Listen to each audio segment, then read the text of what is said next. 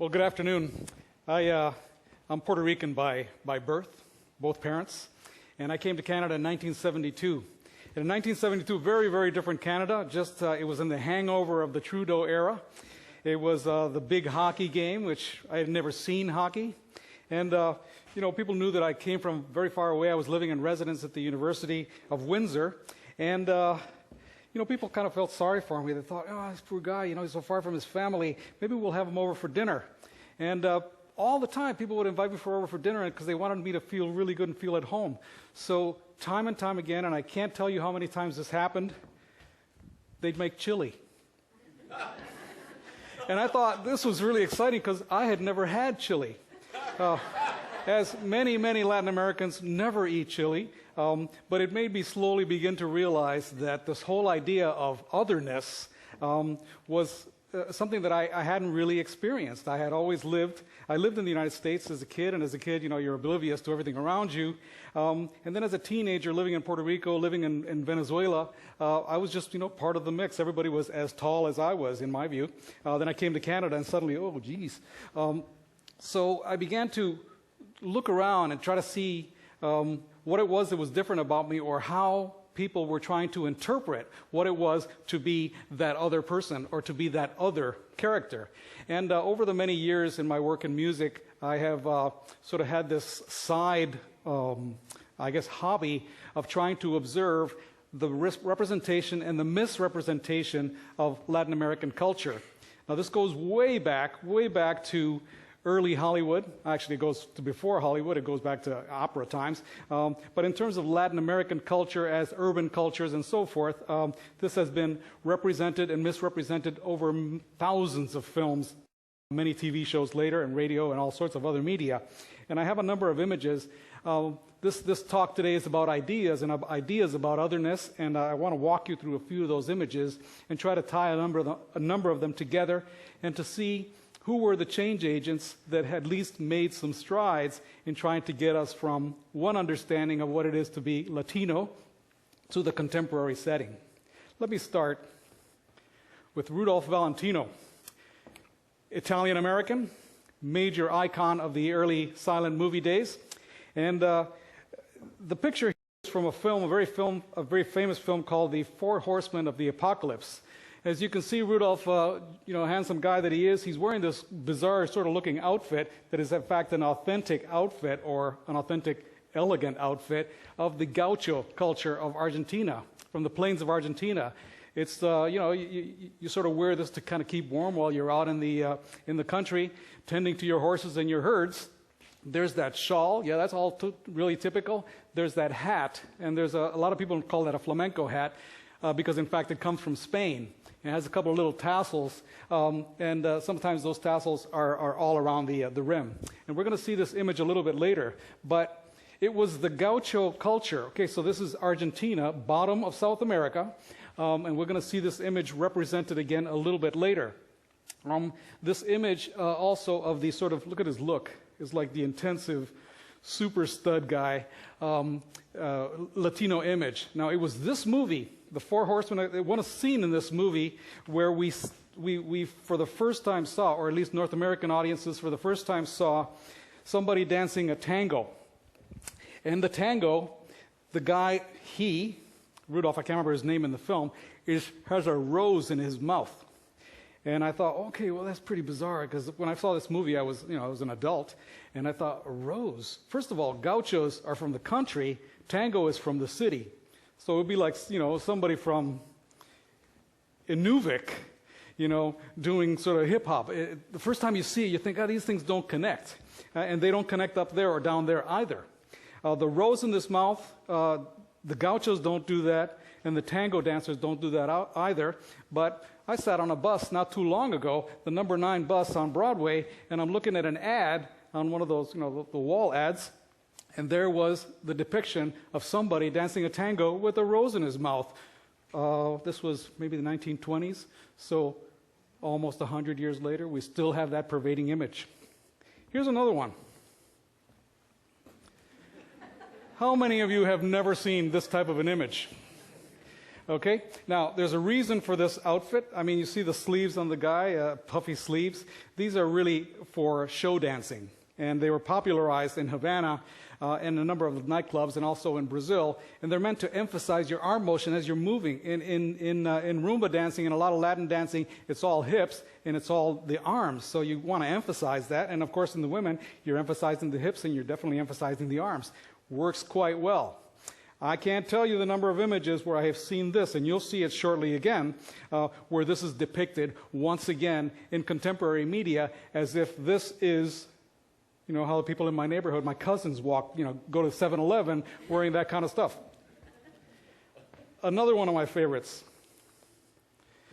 In the 1950s, there was a show, very famous show in the United States, the Steve Allen show, that featured this bumbling Mexican guy.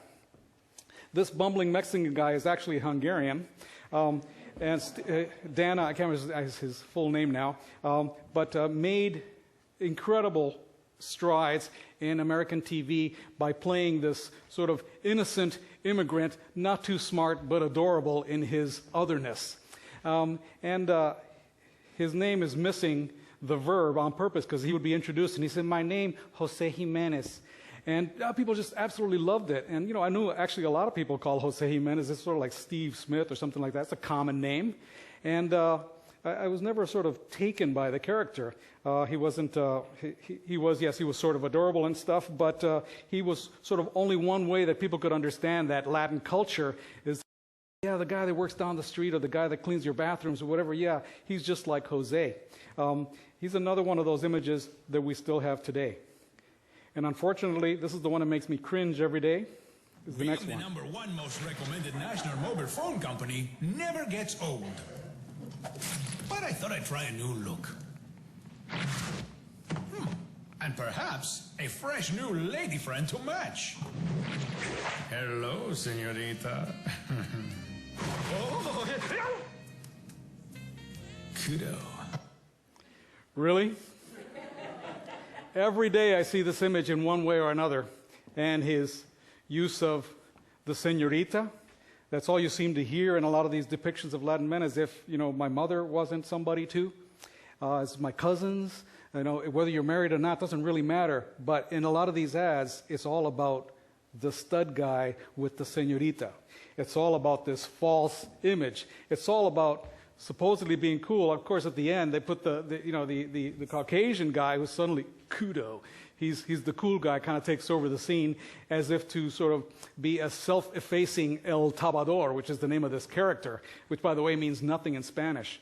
It's not a word in Spanish, but they just used it for the kudo ads. But here you see in 2014, every day a reinforcement of that image that is so hurtful.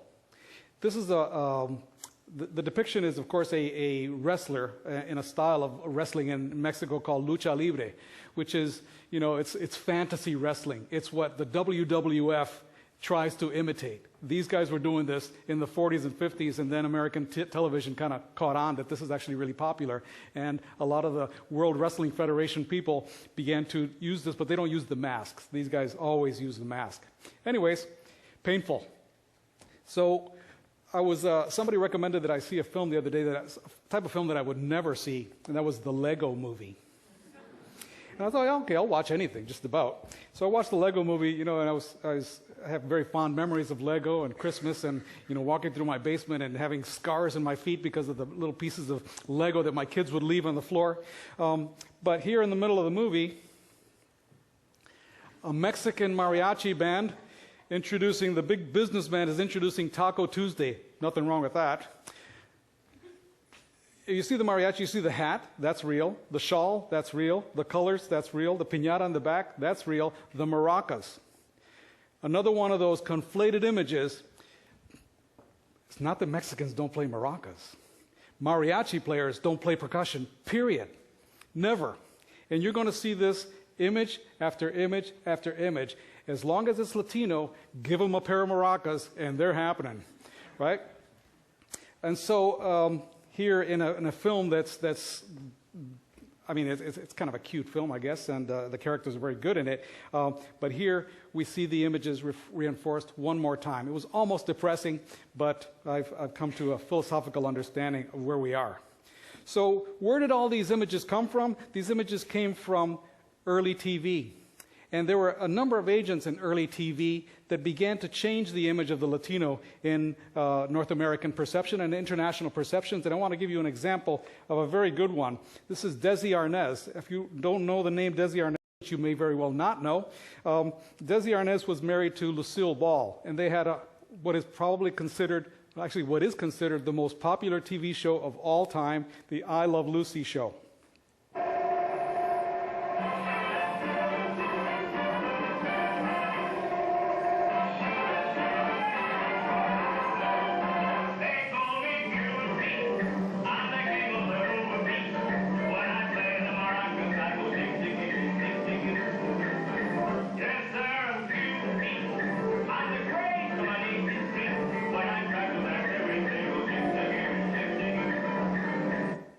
Everything goes chick, chicky, boom, chick, chicky, boom. He's the band leader. He's married to Lucille Ball in the show. He's a real band leader. He's a real musician.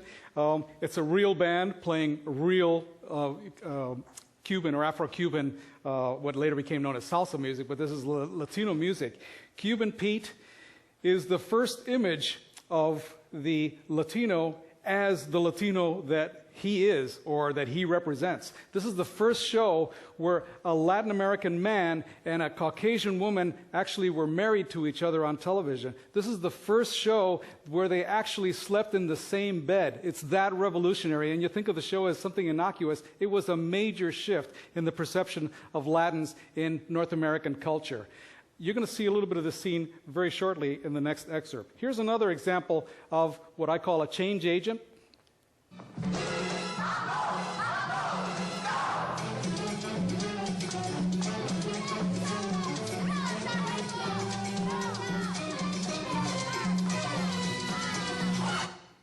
Fantastic movie, 1962, the recreation of the Romeo and Juliet story in New York, the battle between the Puerto Ricans and between the Jets and the Sharks, the Puerto Rican band and a Caucasian gang, and they played out the whole story of Romeo and Juliet in what was then the barrio, the actual place where they filmed this movie, which used to be kind of a slum, is now where Lincoln Center is, by the way.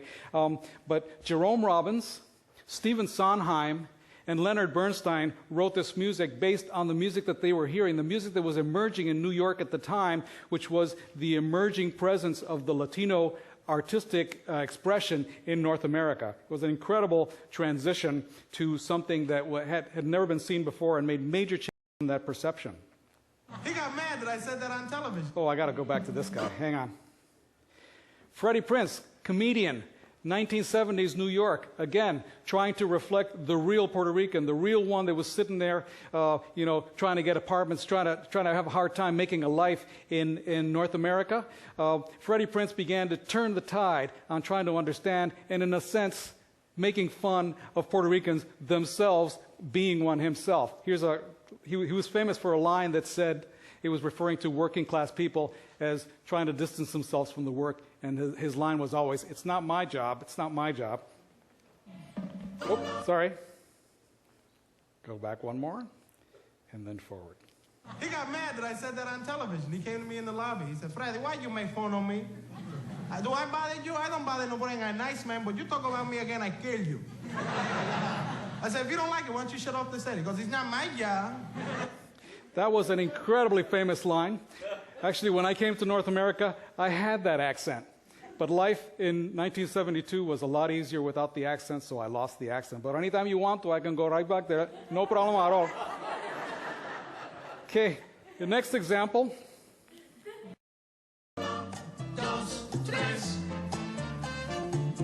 This is a real cha-cha, by the way.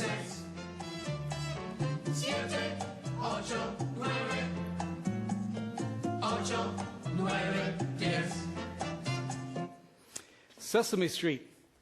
Started in, I think it was 1969, and through all of the years, Sesame Street has done a major job at shifting the perception of Latin culture, not just in New York, but of getting kids to understand Latin culture as part of the mainstream.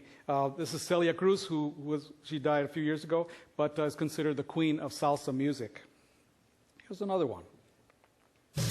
Come on, shake your body, baby, do that conga. No, you can't control yourself any longer. Feel the rhythm of the music getting stronger. Don't you fight it till you try to do that conga beat.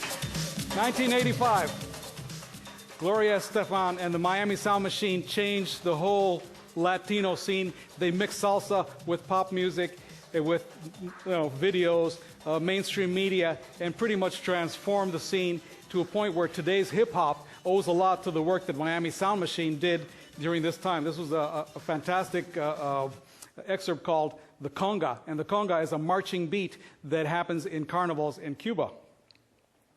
Now I'm going to mix all of those images together for this next excerpt, if I'm in the right order.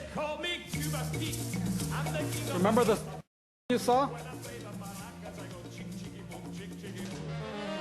Yes, sir, I'm Cuban Pete. I'm that rags on my neck and straight. When I start with that family, they go jig, jiggy, boom, jig, jiggy, boom. The senoritas, they sing and they swing with their omero. It's very nice. So full of fine. And when they're dancing, they bring a happy ring and a kettle. Singing a song all the day long. Ooh, would you like me? Take a lesson from Cuban Pete. And that teaches you to jig, jiggy, boom, jig, jiggy, boom, jig, jiggy, boom. I had to play the whole thing because there was his hat, the flamenco hat from Rudolph Valentino, the puffy sleeves from the Cuban dancers, the maracas, which actually in this music actually belong, the outfit, the señorita, the mixture of some of the dances. If you look at the whole scene, which is a fantastic scene, by the way it was mounted, also has an imitation in reverse of what happened in West Side Story. West Side Story, first they did the jive jazz dance, then they did the mambo, and this one they do the mambo, and then they do the jazz dance. It's incredible the work that they did and the research that went into this film just to that scene. But I was sitting with my son, who was young at the time, watching the scene. I said, God, I recognize that tune. I recognize that tune. I thought, yeah, of course. Ricky Ricardo from the I Love Lucy show. There it was. Here we see a representation of what I really believe to be the mixture, the way that North American cultures don't seem to be able to understand Latin culture unless they mix it all together. They mix the 6,000 kilometer away gaucho dance with the Latino, with the Caribbean stuff, with the Mexican stuff, and the only I think that we can do better than that, and I just want you to be vigilant. Every time you're out there watching a movie, watching ads, what are those images and where do they come from? Because they very well might not be my neighbors. They might be a concoction of some guy sitting in Hollywood, some guy sitting in the television studio. I hope that this has been fun for you. I love this excerpt, and I love that tune, and I hope you have a great afternoon. Thank you very much.